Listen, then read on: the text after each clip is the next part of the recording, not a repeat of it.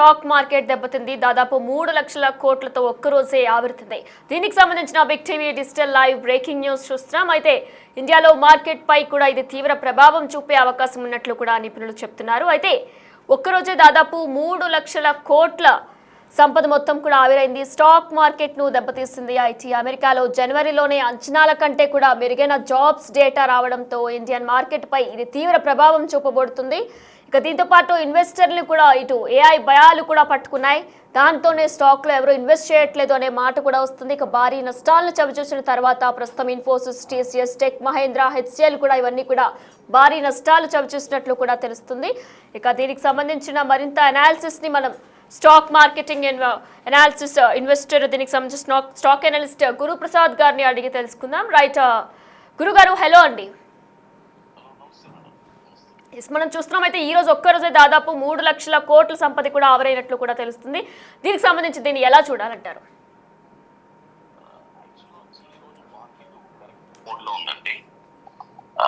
Basic గా market వచ్చి ఈ వీక్ వచ్చి కొద్దిగా ఒక పాజిటివ్ నోట్ లోనే నడిచింది. ఇది వచ్చి ఒక ప్రాఫిట్ బుకింగ్ జరిగింది ఈ రోజు. బట్ ఓవరాల్ గా మార్కెట్ వచ్చి అట్ ప్రెసెంట్ ఒక పాజిటివ్ మోడ్ లోనే ఉంది. స్ట్రాంగ్ సపోర్ట్ వచ్చి మనకి 25,450 మనకి ఈ మంత్ కి మనకి ఒక స్ట్రాంగ్ సపోర్ట్ గా ఉందండి. అయితే మనకి ప్రస్తుతం Infosys, TCS, Tech Mahindra, HCL ఇవన్నీ కూడా భారీ నష్టాల్లోనే ముగిసాయి. ఎందుకంటే టెక్ స్టాక్స్ మాత్రం ఖచ్చితంగా మనకి ప్రతి స్టాకు టీసీఎస్ కానీ టీసీఎస్ 5.5% పడింది. తర్వాత టెక్ మహేంద్ర 6%. ఆల్మోస్ట్ ప్రతి ఐటీ స్టాక్స్ మోర్ దెన్ 6% ఈ రోజు మనం నెగిటివ్ చూసాము. కాబట్టి ఇదన్నీ ఖచ్చితంగా ఇది దేని వల్ల అంటే ఇప్పుడు మనకి ఆల్రెడీ ఇప్పుడు ఈ ట్రంప్ వచ్చి మనకి H1B మనకి ఇప్పుడు యుఎస్ లో నెక్స్ట్ ఇప్పుడు మార్చ్ నుంచి మనకి కొద్దిగా చాలా ఇంకా టఫ్ గా ఉంటుంది. ఎందుకంటే H1B 100K అనేది అది ఇంప్లిమెంట్ జరుగుతుంది. అది నెక్స్ట్ ఏం జరుగుతుంది అనేది కూడా కోర్టులోంచి కూడా మనకి ఒక తీర్పు అనేది కూడా ఒకటి రావాలి. కాబట్టి దాని గురించి కూడా కేసెస్ కూడా చేస్తున్నారు. కాబట్టి ఐటీ టెక్ వచ్చి బాటమ్ అవుట్ అవుతుంది. బట్ ఏదైనా నాకు తెలిసి మార్చ్ ఫస్ట్ వీక్ నుంచి మార్కెట్ వచ్చి మళ్ళీ ఒక మన ట్రేడర్స్ అందరికి, ఇన్వెస్టర్స్ కానీ ఒక మంచి రోజులు వచ్చే అవకాశం ఉంది మార్చ్ ఫస్ట్ వీక్. అయితే మరి స్టాక్ మార్కెట్ లో ట్రంప్ వచ్చిన తర్వాత ఇండియాపై ఇది తీవ్ర ప్రభావం చూపుతుంది అనుకోవచ్చా?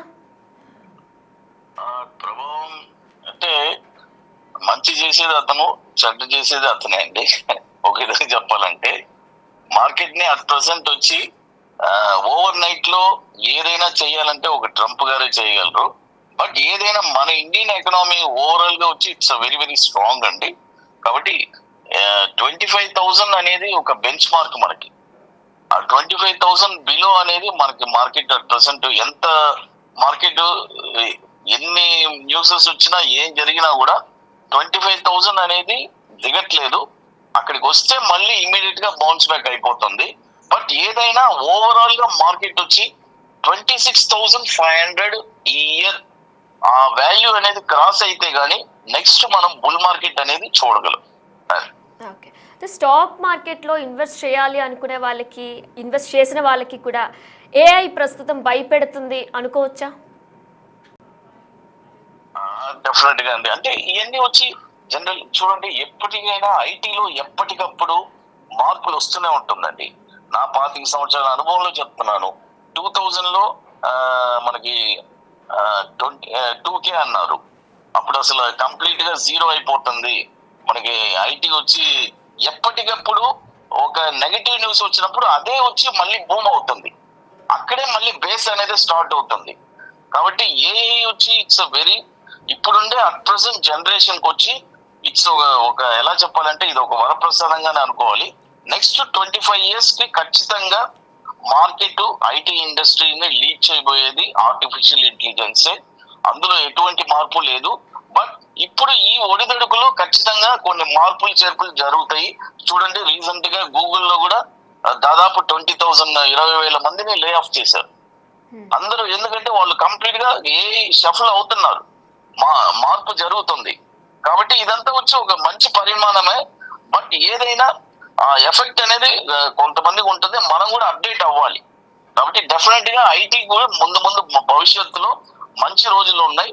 కాబట్టి ఇవన్నీ ఒక తాత్కాలికంగా ఒక మంచి బాటమ్ అవుట్ లో మంచి స్టాక్స్ ని పిక్ చేసుకొని ఐటీలో కూడా టీసీఎస్ కానీ ఇన్ఫోసిస్ కానీ హెచ్సిఎల్ టెక్ కానీ ఏదైనా మంచి టెక్ మహేంద్ర, మళ్ళీ ఆరకల్, ఎంఫసిస్, పర్సిస్టెన్స్, ఇవన్నీ వచ్చి ఐటీలో మంచి ఎక్సలెంట్ పిక్స్ ఉంటాయి. ఇవన్నీ బాటమ్ అవుట్ లో ఎక్సలెంట్ గా దీన్ని పిక్ చేసుకుంటే రాబోయే రోజుల్లో నెక్స్ట్ కమింగ్ అంటే నేను చెప్పేది ఇంకొక 1 or 2 years లో ఐటీ వచ్చి మళ్ళీ బూమ్ మళ్ళీ స్టార్ట్ అవుతుంది.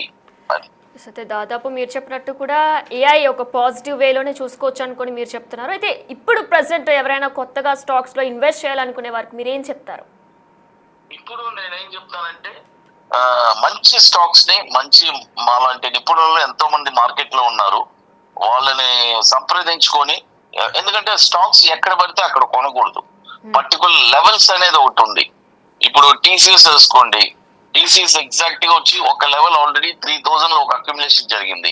మళ్ళీ 2300 వస్తే గానీ అక్కడే కొనాలి, ఈ పాయింట్ లో కొనకూడదు మళ్ళీ. అది ఇలా ఒక్కొక్క లెవెల్స్ ఉన్నాయి. అవన్నీ మన ప్రేక్షకులు మంచి స్టాక్ మార్కెట్ నిపుణుల విశ్లేషణ దగ్గర సంప్రదించి ఏ లెవెల్ ఎగ్జాక్ట్ గా కొనాలని తెలుసుకుంటే నెక్స్ట్ కమింగ్ ఇయర్స్ లో మంచి లాభాల బాటలో ఉంటారు.